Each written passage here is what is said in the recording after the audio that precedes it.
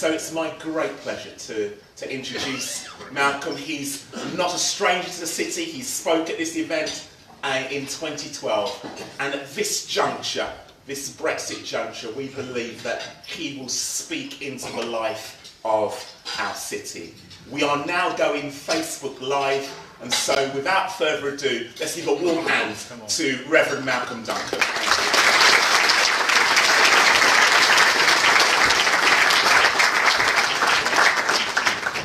Thank you so much, Mike. What always feels rather odd when you're introduced like that, rather than just Malcolm, which would have been fine. Well, if we thought we were going to be in a place of greater clarity this week with some of the Brexit conversations, we have been very much mistaken.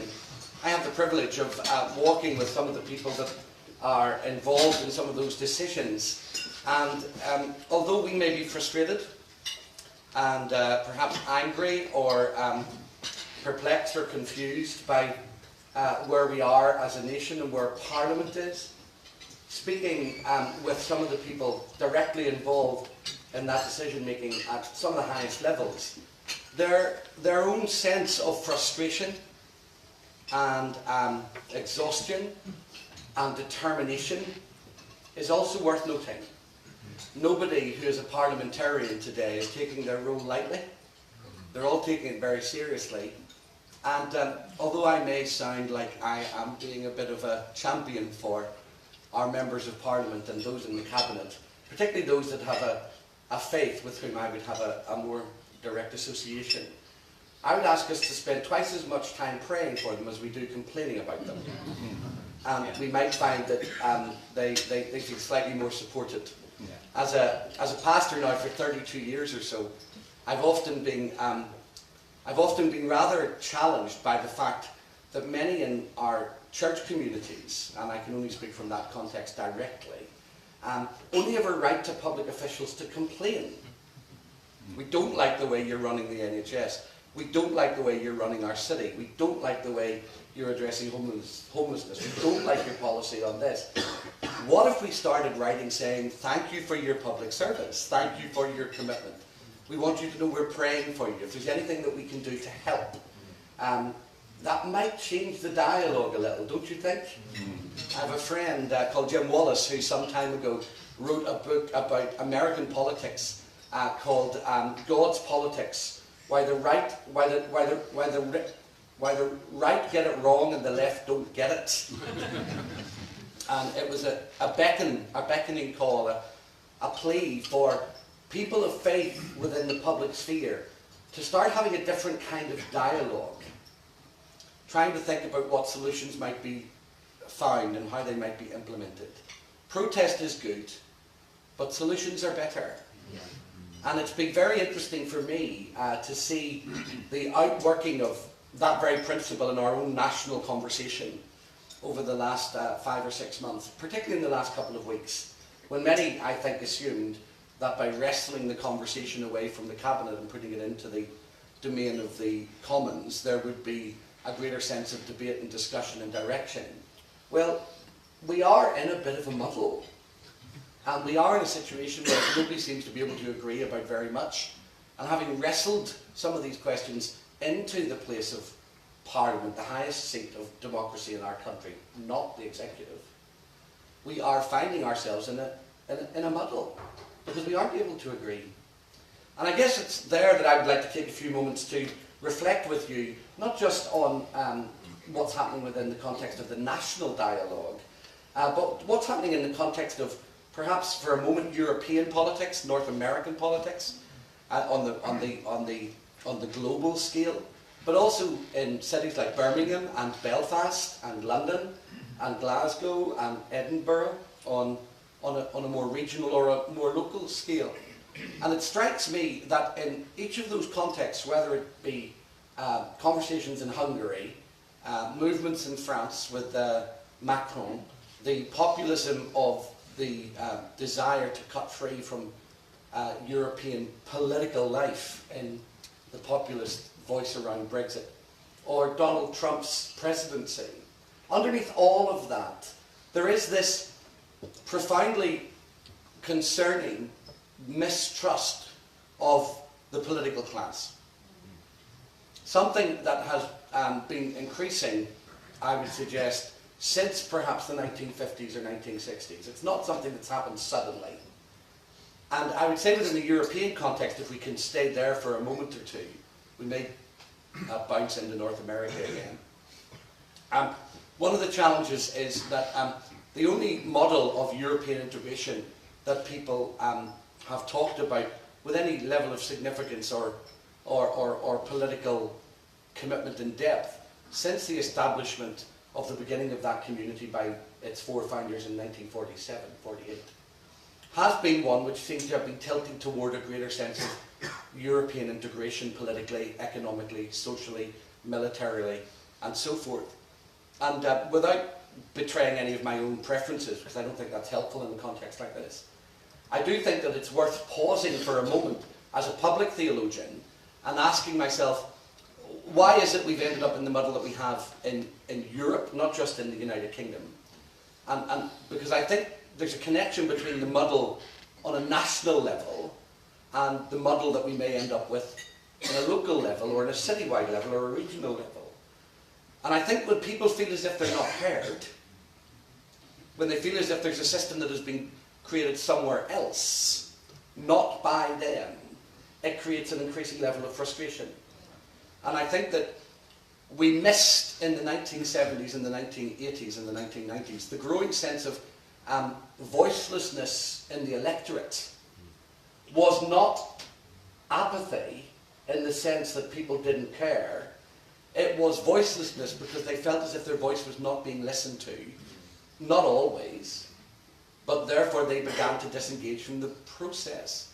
And when that begins to happen, you end up with a populism that rises alongside it. Firstly, because there's a failure to have a dialogue about alternative visions of a community, of a city, of a nation. And secondly, because the very people that you're seeking to engage in the process of forming a better and healthier civic space end up feeling as if they're alienated, disenfranchised, or put to one side.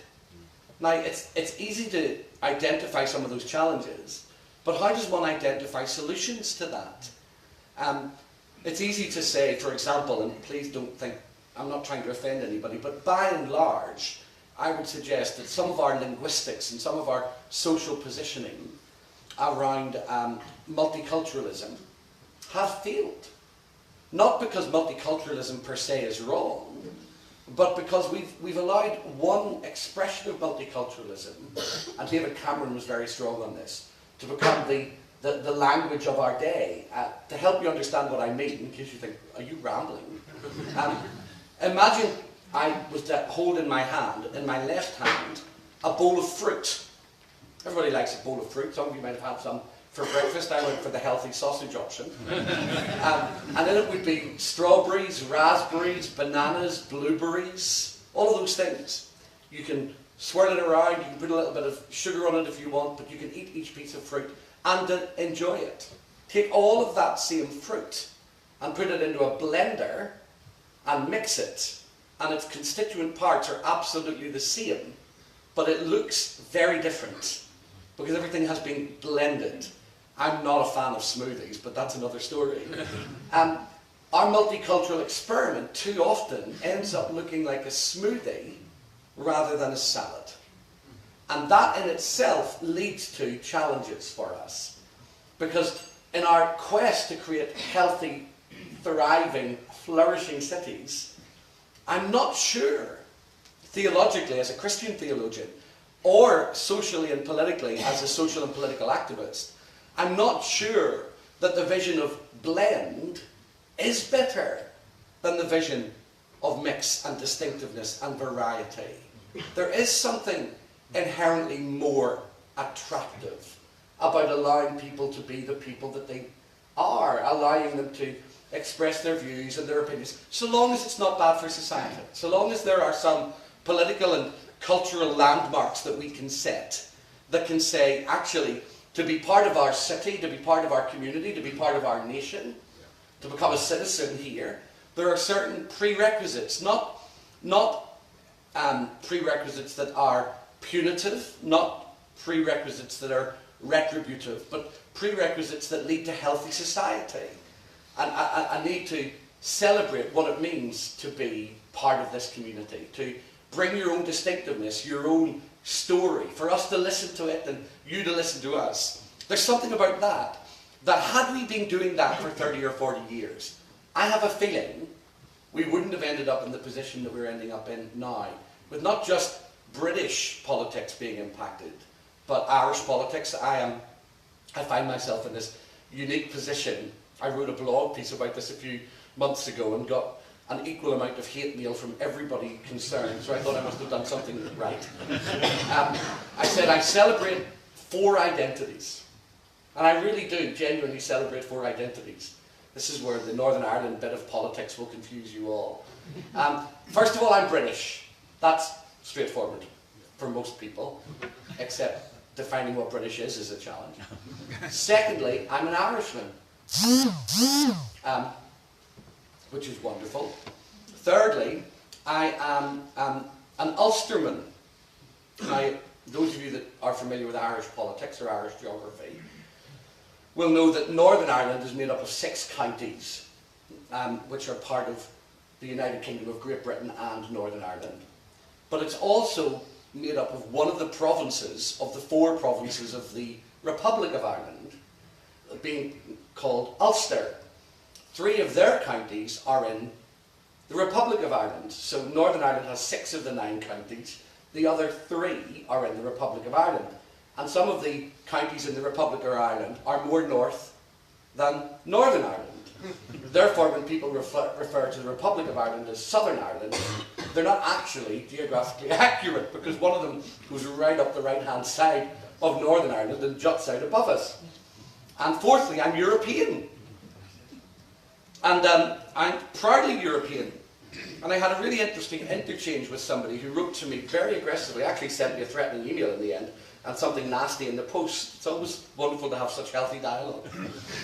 And they said, you're not Irish. And I wrote back and said, I am Irish. And they said, you're not Irish. I said, I was born on the island of Ireland, I'm Irish. No, you're not. You might have been born in the island of Ireland, but that doesn't make you Irish. And I said, well, what makes you Irish? Being born in the other part of the island of Ireland was the answer. And I said, well, that's your perspective. I don't agree with it. And you're not European. I said, I am European. You're not. I'm not European. I said, well, where were you born? Northern Ireland. I said, well, where is that? Above Southern Ireland. And I said, but what part of the world is that? What continent is that? And he said, Europe. And I said, so in what way are you not European? He said, I choose not to be European. If I'm anything, I'm an Atlanticist, and I'd like to consider myself more connected to America. And I said to him, actually, this exchange is not going to get anywhere, because we are ending up having a conversation based on perspectives and flowing out of fear. And I wonder whether much of what we've ended up with in Hungary, in France, in North America with Donald Trump's administration, and in the United Kingdom, has been fueled by a politics of fear. By a sense of anxiety around the other. Anxiety around somebody else's voice, or anxiety around somebody else's contribution. Anxiety around being changed, our ultimate identity and purpose being drawn away from who we are, and us finding ourselves so changed that we have lost our connection with who we are. That's the opposite of hope. To be a hopeful person, to be a hopeful community, is not to be driven by fear. Hope, faith is the evidence of things hoped for, and the substance of things not seen, we are told in the letter to the Hebrews. And as a Christian pastor and as a Christian theologian, I want to have a conversation about what a hope-filled city might look like, and what a hopeful dialogue for the nation might look like, and see a politics that is full of hope rather than fueled by fear. And I'm not suggesting that those that are madly keen on exiting the European Union, by the way, are all driven by fear. Nor am I suggesting for a moment that it's a bad idea for that decision to be made. I think it's an idea. It's a political dialogue. I think the polarization of our arguments and the polarization of our positions is what becomes so dangerous. And we have to find a way of finding each other. And it's there that faith communities, and as a Christian theologian, the church has something powerful and important and vital to contribute. And I want to reflect with you for a moment on what that might look like. Firstly, more generally within the context of being people of faith, for those of you that are. And if you are not a person of faith, I want to suggest to you that there are 4 or 5 attributes of people of faith that are good for your city, that are good for Birmingham, that are good for your region, and that are good for our nation. I'm grateful that as somebody that is British and European and Irish and an Ulsterman and all of those things, I live in a political system that is not a replica of the North American system, where church pastors and leading theologians can en masse tell people how to vote. I'm not sure I would be very comfortable in that kind of context. And I'm also grateful that I don't find myself within a continental European context around a dialogue of faith, where often faith is extremely marginalised and sidelined and put outside the civic discourse in the public space. I think one of the things I love about the context that we have here in the United Kingdom is that there is genuinely a different way of engaging with faith. Now, those of you that are Anglicans may be delighted to hear that I think much of that flows from the tradition of the established church. Not that I'm an establishmentarian, but I think it provides a public discourse space for us, which is helpful, under which people of all faiths nestle, not just those who are Christians. So the Lord's spiritual, a dialogue into the public space, is deeply important. The establishment of the Office of the Third Sector in 1997 and 1998 by Tony Blair's government, and the subsequent conversations around social cohesion and contribution of faith communities that I had the privilege of helping shape, creates a space here in the United Kingdom where faith communities have something beautiful and powerful and constructive and positive to say into our civic space. I get slightly frustrated when we allow ourselves to assume that faith issues are only those narrowly defined moral issues that we have talked about for many years. They are very important to me still. I'm a conservative theologian, and I sit on the conservative end of things socially and theologically, and on the progressive end of things socially. As a result, it's often difficult to find a space in British politics, because you have profoundly conservative ideas of family and of education and of human flourishing, but you have progressive ideas around what that might look like and how you might implement that and enable it. And the Tories don't always want one end of that, and the Labour Party don't want the other. So where do you go? What do you do? It's very difficult to find a place to flourish as a person of faith in the public square and in the political dialogue here in the United Kingdom. Nevertheless, there is a space for faith to contribute. Our budgets are faith issues if you're a person of faith. Our education policy is a faith issue if you're a person of faith. You can't confine faith contributions to those things to do with public worship services and a narrow set of criteria just guided by somebody else. As a person of faith, as a follower of Jesus Christ, my faith infuses everything I am. It's like a tea bag, steeped into the cup of public life, of who I am. I can't take it out of one part of who I am and pretend it doesn't matter. That was what established FaithWorks, Mike, in the first place, all the way back in 2001, to the then incoming government, whoever they were. You want our social action, you want our social contribution, we're glad to bring it, we're delighted to offer it, but the engine of that is driven by the petrol of our allegiance as Christians to Jesus Christ. So if you want our social action, we're not trying to convert you with it, we're not trying to force the Bible down your throat, but you can no more ask us to bring as Christians social action to the public square without our faith than we can ask you to bring conservative ideology without conservative ideology. In 2005, I had a really interesting conversation. We arranged a series of debates with the prospective prime ministers of that time. And two of them ended up leaving their parties, so there might have been a lesson about not doing debates with us in that. We had one interesting conversation with Michael Howard around a dialogue about this, and he's given me permission to use this story publicly. He said, I understand Christian faith entirely because my son is an Anglican ordinand, and he is from a Jewish context. I said, that doesn't necessarily mean that you understand a faith contribution, because he was arguing that social action and faith must be separated. It can't be if you are a person of faith, motivated by your faith to engage. And in that dialogue I said to him, can I make a suggestion to you? You're looking for a new communications director. Why not recruit Alistair Campbell? He said, well, that would be ridiculous. I said, is there a requirement that the communications director of the Conservative Party abide by Conservative values and is a member of the Conservative Party? He said, yes. And I said, so why can you do that? And we can't say, in our engagement in the public square, we have to be allowed to be distinctively Christian. What's the difference? I don't understand the difference. That was an interesting conversation.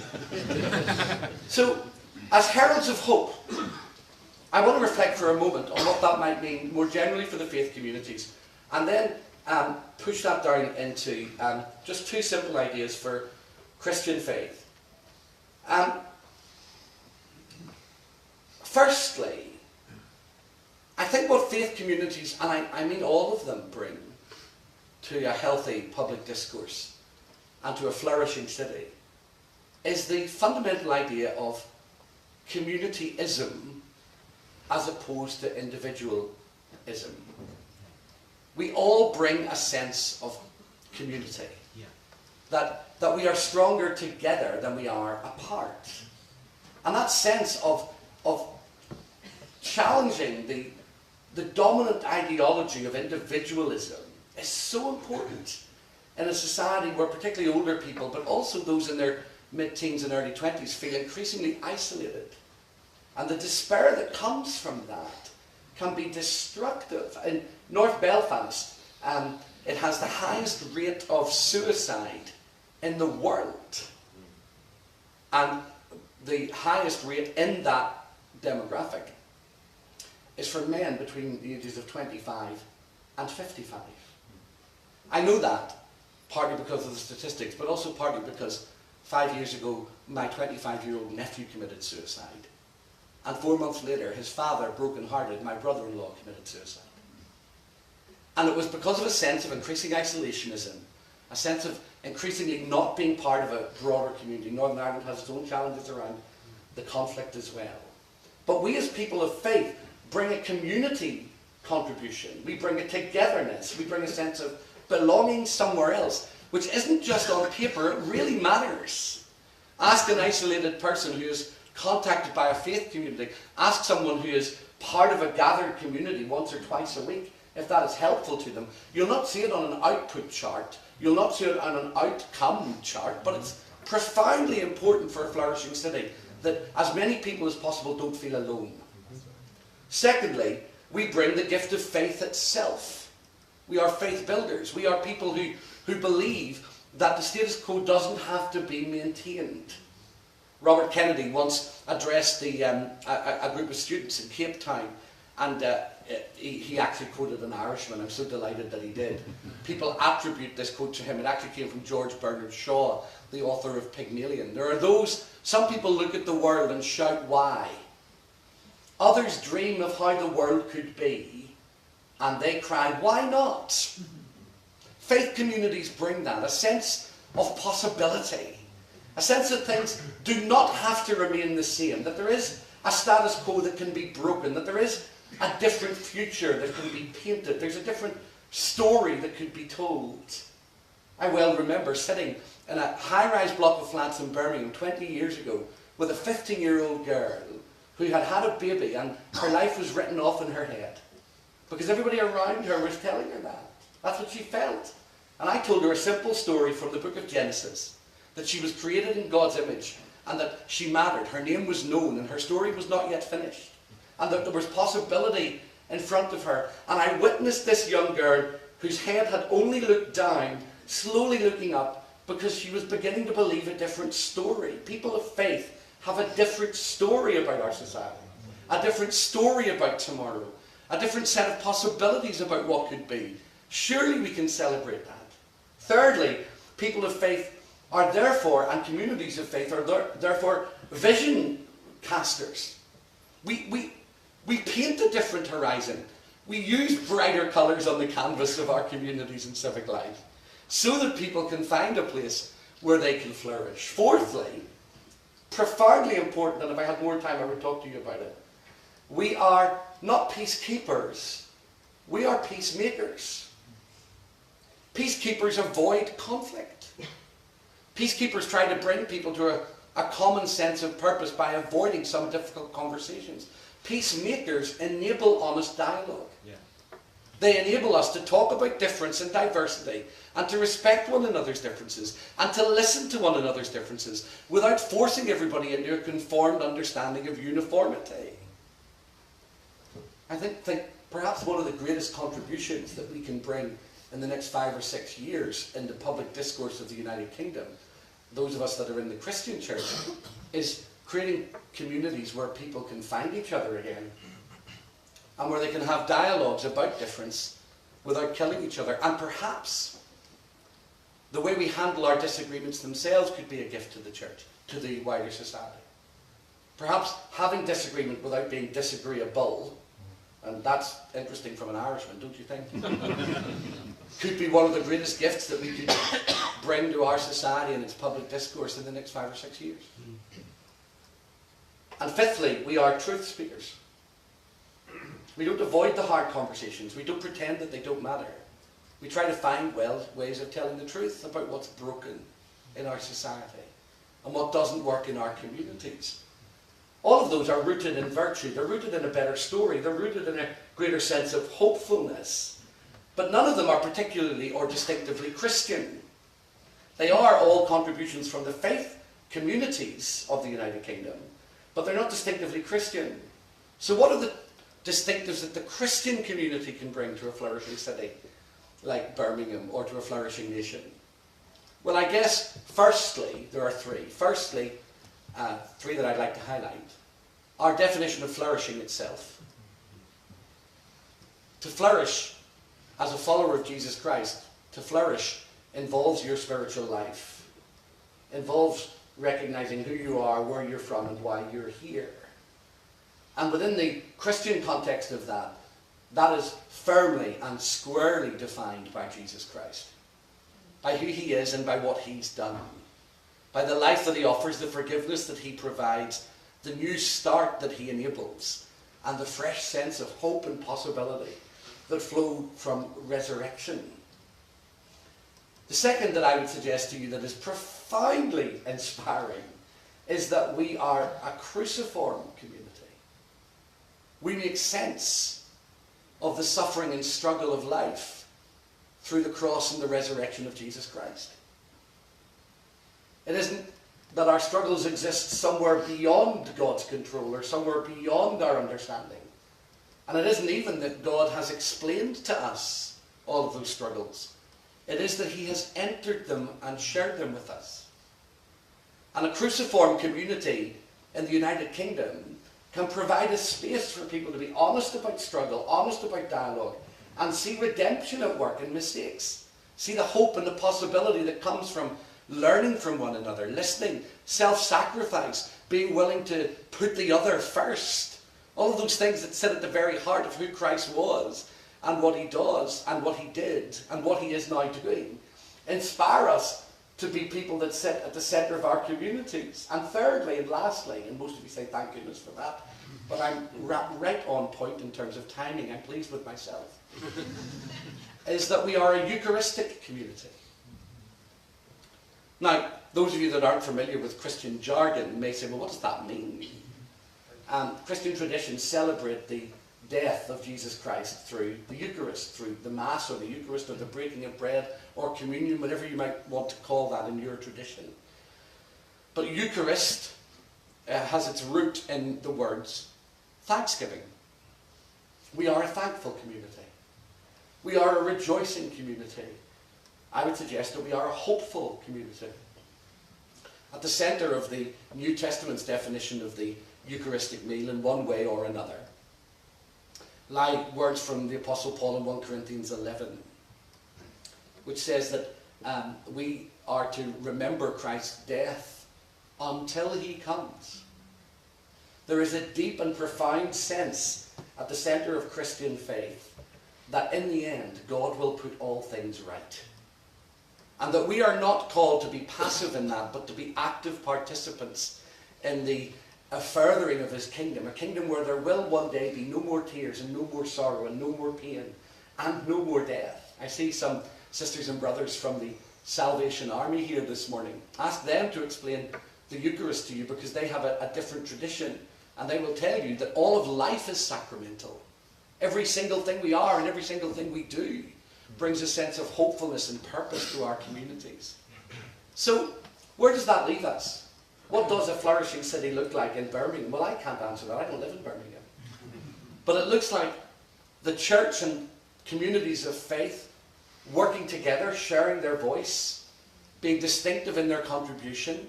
Perhaps it looks like us allowing our voices to be politically active without being too politically partisan. It looks like us being solution finders rather than problem pickers. It looks like us being people who celebrate what is good and beautiful and honourable in our community. It looks like us having conversations that enable people to tell the truth to one another, to find a way back to one another after the arguments and debates and discussions that have flowed for a couple of years now and will probably continue for 5 or 6 more.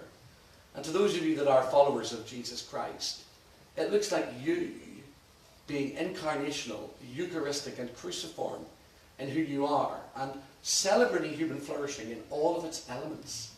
I'm unashamedly a follower of Jesus Christ, because in him I have found a definition of myself, a definition of my place in the world, a definition of healthy society and community. And I pray that God will bless this city in the year that lies ahead. If you're a businesswoman or a businessman, I pray that he will bless your endeavours. I pray that he will take the profit that you make and that you will follow in the traditions of compassionate capitalism from Cadbury and Bourneville, birthed in these environs over 100 years ago. And that we will celebrate what it means to be a flourishing society that is built around a common set of values and purposes. And we will leave behind divisive discussions that get us nowhere and generate more heat than they do light. Thank you very much.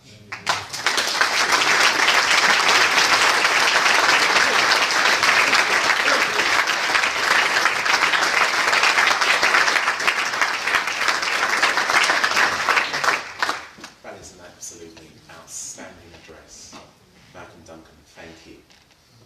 So it's our time now to discuss on our tables 2 simple questions. What has stood out for you from Malcolm Duncan's talk? And secondly, what are the takeaways for our great city of Birmingham? So firstly, what has stood out for you from Malcolm Duncan's talk? And secondly, what are our takeaways for our great city of Birmingham? And after we've discussed for a while, then I'm going to invite Matt to come back and to lead us in prayers before we close. Thank you.